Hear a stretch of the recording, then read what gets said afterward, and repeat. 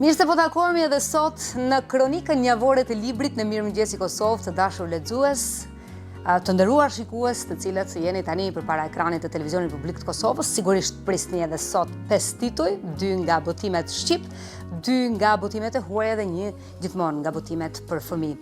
E nisim me Top Secret, dëshmi për keq përdorimet dhe deformimet e shërbimit sigurimit shtetëror jugoslav në Kosovë në vitet 1945-1966 nga profesor doktor Sabile Keqmezi Basha.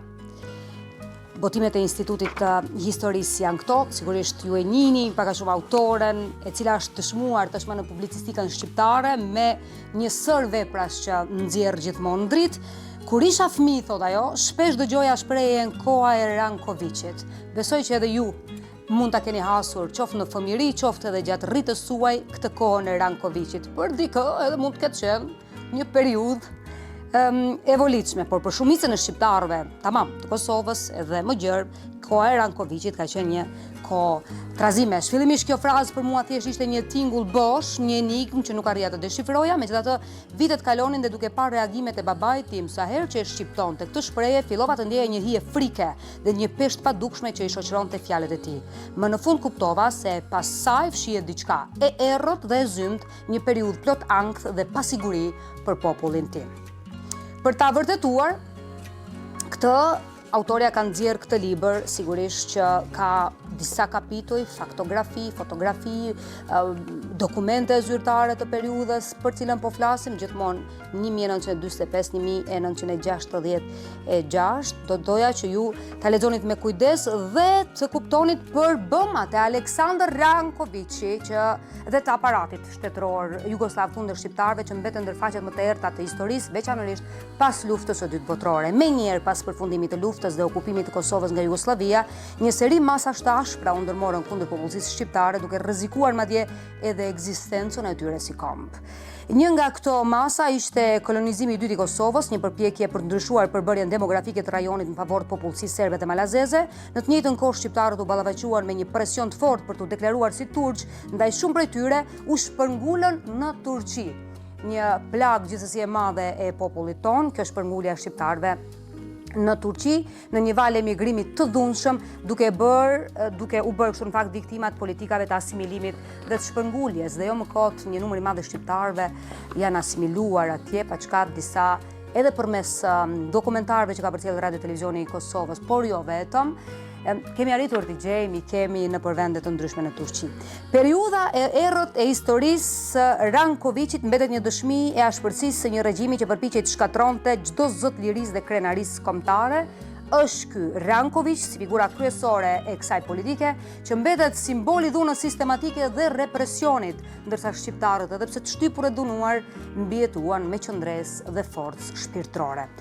Unë jam e sigurt që keni shumë çka për të lexuar te ky libër, ndaj dhe ua propozoj me shumë përgjegjësi Top Secret, dëshmi për keq përdorimet dhe deformimet e shërbimit sigurimit shtetëror jugoslav në Kosovë në këtë periudhë kohore 1945-1966 nga profesor doktor Sabile Keqmezi Basha. E gjeni tek libraria, jo vetëm Martini, por edhe të gjitha libraritë në kryeqytet. E gjeni me shumë lehtësi, prandaj do doja që ju ta merrni dhe ta lexonit, mos ju mungoj bibliotekave tuaja.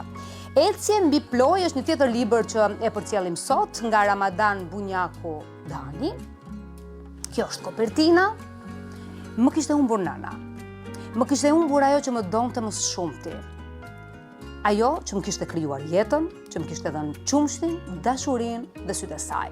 Nëna ime e mirë. Kishte udhëtuar 365 kilometra për të më parë 5 minuta. Por nuk i arriti dot. Pas shumë orë pritjesh në paradhomën e burgut, arriti të më shoh vetëm 30 sekonda. E shumta 1 minutë. Ajo që më gëzoi ishte se babai nuk më kishte vdekur. Duhet të shkoj, thash. Mos, djali jam, më luti, mos ma bë këto. Ta natën kam nejt pa gjumë nga gëzimi që do të shoh sot. Rri 4 minuta. Fol në çdo gjuhë të botës, unë të kuptoj ty, sepse jam nana jote. Nan, dritë e Perëndis, Zotit që nuk ishte aty. Në fakt është një roman autobiografik që nuk është thjesht rrëfimi i jetës së një individi, është zëri një epoke të errët, një dëshmi tronditse e qëndresës njerëzore përballë dhunës, poshtrimit dhe përndjekjes sistematike për zhdukjen e identitetit. Është historia e një intelektuali shqiptar i cili në vend të heshtjes zgjodhi fjalën, në vend të nënshtrimit zgjodhi lirinë dhe në vend të harresës zgjodhi kujtesën. Është një roman interesant, do doja që vërtet ta lexoni. Është qëndrestaria shqiptare në të dy librat shqip që ua propozuam sot, nderuar teleshikues. Është thjesht ajo forca e madhe e këtij populli që përkundër dhunës dhe represionit arriti të bëjë ballë të gjitha stuhive dhe sot është duke gëzuar dhe shijuar lirinë e fituar me shumë mund, me shumë sakrifica, me gjak dhe pa diskutim me gjakun më të pastër të bijve dhe bijeve të saj më të mira.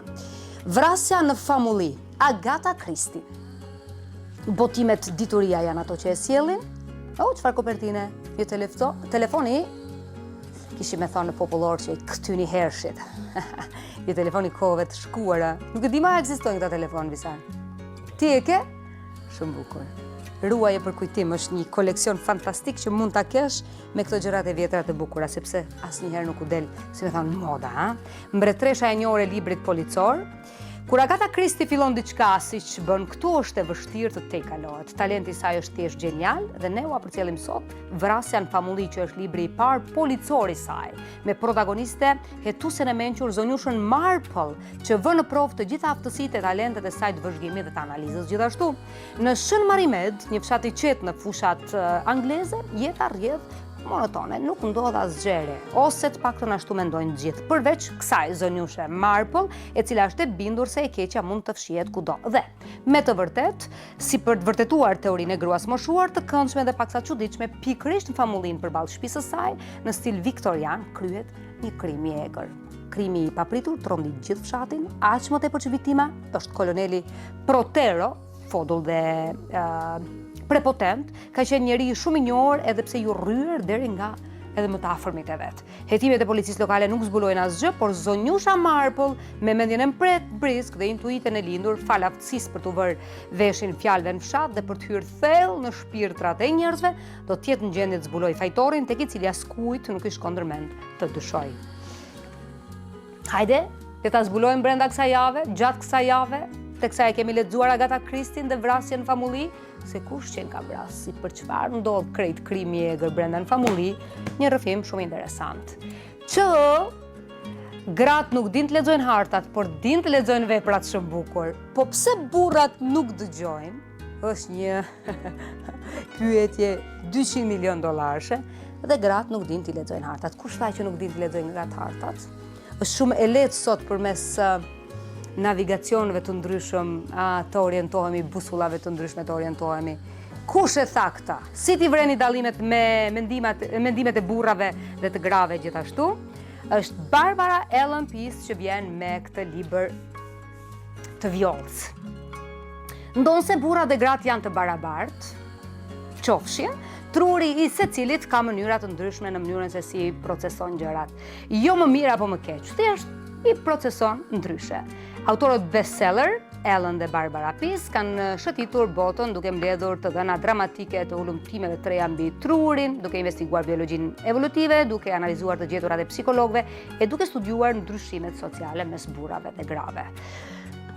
Mos ju paqa borxh, një punë shumë voluminoze duhet ta kem bërë. Rezultati është pse burrat nuk dëgjojnë dhe gratë nuk dinë të lexojnë hartat. Një vështrim nga një shokus, gjithnjë iluminues e shpeshherë edhe gazmor kut dhe pset e kundërshtimeve me sekseve dhe se si të kapërcehen ato janë më se të diskutueshme. Do të mësoni te ky libër. Afrohu. Se ju nuk dëgjoni, por në këtë rast Visari është prej atyre burrave të mirë. Pse burrat mund të bëjnë vetëm një gjë gjatë një kohe? Pse burrat asnjëherë nuk duhet t'i gënjejnë gratë? Edhe kjo pyetje e djegst shumë, pikante. Çfarë kërkojnë realisht burrat dhe gratë? Si ta bëni seksin e kundërt të thotë po? Pse burrat ofrojnë zgjidhje por urrejnë këshillat? Pse gratë flasin shumë e burrat pak? Pse gratë preferojnë t'i trajtojnë gjërat? dhe pse burrave u pëlqejnë pamjet erotike, ndërsa grave jo. Kush e tha? Një libër i domosdoshëm për t'u lexuar. Do të mësoni sa për veten, por aq edhe për gjinin e kundërt, nderuar lexues, burra gra, kushdo që ju po më ndiqni tani. Është një libër që do t'ua propozoj. Aq më tepër tash kur edhe jemi në prag të nisjes pushimeve të verës, aty tek këmbët tuaja në mol, sigurisht që vjen uji i kaltër i Adriatikut, por jo e thënë kjo në mënyrë të sigurt, patjetër se mund shkoni edhe dikun tjetër, por në qetësinë e detit dhe në simfoninë e tij, burrat nuk dëgjojnë, e gratë për humbe ndonjëherë, nuk din t'i lexojnë hartat. Është libër i duhur, është Barbara dhe Ellen Pease që e përcjellin këtë libër. Shohim Pushverdhi kërkon nënën nga Monda Hamitaj. Sa i bukur, sa i lezetshëm. Shumë bukur. E përcjellim këtë prallë me ilustrime, me vizatime të bukura. Kjo është autorja. Shihni, shkrimtarja për fëmijë, është mësuese e ciklit ulët me një përvojë të gjatë pune me fëmijët. Pasioni për të shkruar për botën e fëmijëve ka lindur që në moshë të hershme, kur ishte dhe vetë tepër e vogël me poezitë e saj fëmijërore. Prandaj të përcjell këtë libër që ua propozoj nga mosha 6-7-8, jo më të mëdhej se besoj, sepse nga 1 deri në klasën e 3 do t'ishte ideal për t'u lexuar. Pushverdhi kërkon nënën. Futeni tek lista e librave që do të lexoni gjatë pushimeve të verdhës. Është shumë libër interesant, një prallë e bukur. Ta shohim se si e gjen nënën Pushverdhi. Sa e vështirë është të humbet nëna. Pse burrat nuk dëgjojnë dhe gratë nuk dinë të lexojnë hartat. Vrasja në famulli, ecje mbi ploj, edhe Top Secret. Periudën 1945-1966. Këto kanë qenë 5 veprat që unë dhe operatori im Visar Saliu përzodhën për ju sot. Lexoni, bashkë do të shihemi javës.